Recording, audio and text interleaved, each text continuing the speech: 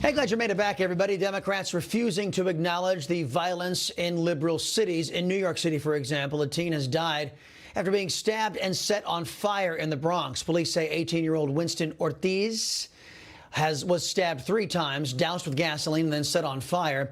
Neighbors said it was something out of a horror movie. In North Carolina, a black man assassinated a 5-year-old playing on his bike in front of his sisters. Just pulled the trigger right at the young man's head. Here to react, a man who actually fought crime and won, former New York Mayor and Trump attorney Rudy Giuliani. Sir, thank you for taking the time. I wanted to start with the lawlessness. It's always great to talk with you, too, Mr. Mayor. And I want to start with this lawlessness. It's been cultivated, it's been encouraged and enabled by socialist Democrats all over the fruited plain here. Your reaction to the fall of New York and other liberal cities? Well, I mean, I have to, first of all, say about New York that it was my life's work, or a good deal of it, right? I lived here most of my life. I was not just a mayor, I was an assistant U.S. attorney. I prosecuted cases from the street. I was the head of the narcotics division. I prosecuted corrupt congressmen, corrupt Wall Street people, the mafia, Colombian drug dealers. And then when I became mayor, it was a great opportunity because I knew so much about what was bad about the city. I was able to turn it around very, very quickly. In 3 years, we went from the most dangerous city in America to the safest. And we remained that way all during the rest of my term and all during Mike Bloomberg's term. And then we got a progressive Democratic mayor who did to New York what the progressive Democratic mayors are doing to every city in America. This is not confined to New York. It's a particular tragedy for me because New York City actually got turned around. Chicago's never been turned around. Chicago's been, hundreds of murders and 60 shootings on a weekend and 30 people dead. This has been going on for generations. Baltimore's been a Democratic city, 100 years. A couple of years ago when the shooting took place there, Congressman Cummings, now deceased, held a press conference and said, why has no one done anything about this place? Well, Congressman, you've represented it for 30 years, and it's been Democratic for 30 years. Why haven't you done anything about it? So what we're seeing is, I changed all this. We got murder down 65%. Michael got it down by a total of 80%. We got car theft down by 80%. We got robbings and stabbings down by 65 and 70%. Stayed there for 20 years. We get our next Democratic mayor after 20 years of no Democratic mayor. And now we've had 2 months of rioting, multi-millions of dollars in damage, 158 police officers injured, many, many individuals injured, a few people murdered as a result of the protests. They're not protests. They stopped being protests a long time ago. Protest is a Democratic euphemism. It is, or I should say, a Democratic lie.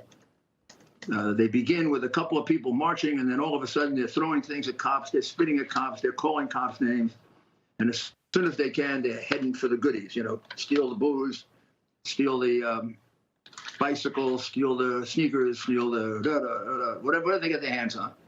And then tormenting people.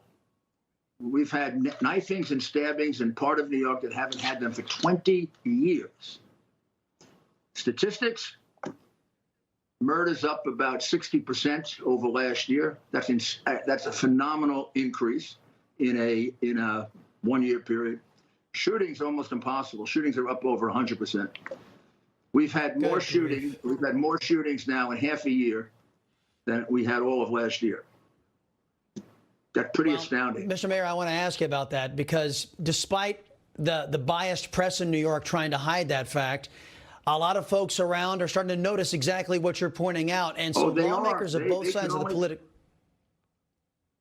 lawmakers from both sides of the political aisle are basically saying that they want Governor Cuomo to step in and get rid of the communist Mayor Bill de Blasio. Let me ask you, does the governor have the authority to remove a mayor? And if he does, should he? Well, Article 1, Section 9 of the City Charter of New York of 1989 gives the governor the power to remove the mayor. It almost gives no reason. It's not like for high crimes or misdemeanors or specific offenses. The governor then has to give the mayor a hearing and has to listen to why he shouldn't be removed. And then if he agrees to remove him, he just removes him. That's it. Now, has it happened in New York history, in recent history? It was attempted once and almost attempted a second time. Both successful. The first time was against Jimmy Walker, and that governor was Franklin Delano Roosevelt, who didn't want Walker in the way when he was running for president, and he threw him out, and Jimmy agreed at the very end, no mas, I had enough. Made a deal, went off and was very rich. Then Mayor O'Dwyer was thrown out of the city with a big scandal in the Truman administration. Somebody was collecting all kinds of money for him. The person who did it was a stand-up guy and wouldn't testify against him, but everybody in the city knew the money was going to O'Dwyer. So they got him the ambassadorship to Mexico and shipped him off to Mexico. The corruption that goes on in old democratic cities would be hard for you to believe unless, like me, you've been investigating it for 30 years. Yeah, there are two schools of thought. There's one that says you get the government you vote for. You get the government you deserve. And I get lots of emails on this about President Trump. Why doesn't President Trump go in there and rescue all of these Democrat precincts from these left-wing mayors who are letting crime run rampant? And then there are other people who say, look, you should just be made to suffer for the bad choices you made. You were stupid enough to elect Bill de Blasio. You should suffer with it. Where are you in the philosophical range? Should men of good conscience, in this case Cuomo, or not that he has any good conscience, or the president, rescue Democrat voters from their terrible choices? I think the president would do it in a minute. The president's offering to do it. The president is not by nature a politician. The president is a leader of the country who wants the country to do well. I mean, he offered Oregon this choice. I mean, they've had 60 days of protests. The mayor himself was part of the protest. Why he wasn't arrested, I don't know. They encourage it. And the president has offered to help, and of course they spurned it. He's now only able to protect the federal building. I guess it's hard for people to understand this. In this particular area, the president doesn't have much power. Our local and state governments are run by our local and state governments. The police power is inherently a power of local government, not federal government.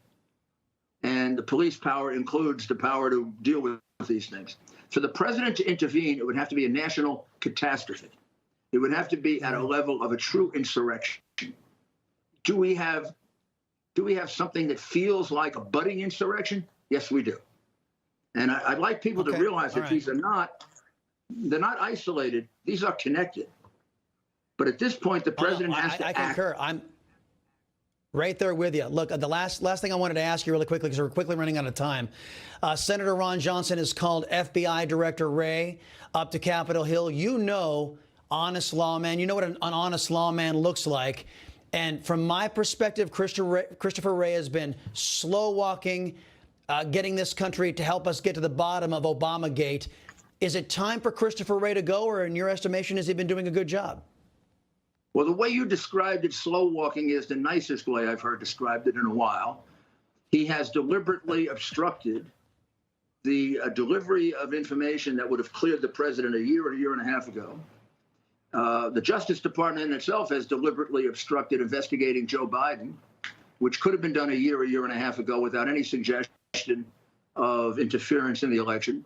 And Joe Biden, in my view, would be in federal prison by now. He engaged in a multi-year, multi-decade racketeering case. There was another disclosure today about a cheap little one in Delaware. It started like a cheap little scam in Delaware with him, his brothers, and his sons. Every time he got an office, they would sell it out, get money for it. Then he got to the Senate, they started to get some good money. And when he got to the White House, they went crazy. Every time Obama made him a point man, the Biden family made in the multi-millions for things they had no expertise for, in some cases, things they never did.